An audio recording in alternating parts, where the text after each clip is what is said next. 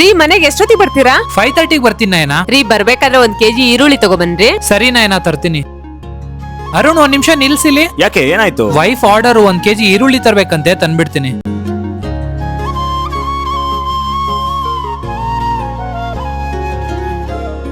ನಯನ onion ಬಜ್ಜಿ ready ಮಾಡ್ದಾ? Onion ಬಜ್ಜಿನ hair fall ಆಗ್ತಾ ಇದೆ ಅಂತ ತಲೆಗೆ ಹಾಕೊಳಕ್ ತರಿಸಿದ್ದು. ತುಂಬಾ ಸ್ಮೆಲ್ ಬರ್ತಿದೆ. ಹೇರ್ ಫಾಲ್ ಗೆ ಬೇರೆ ಸೊಲ್ಯೂಷನ್ ಏನಾದ್ರೂ ಹುಡ್ಕೋ. ಏನ್ ಮಾಡೋದು?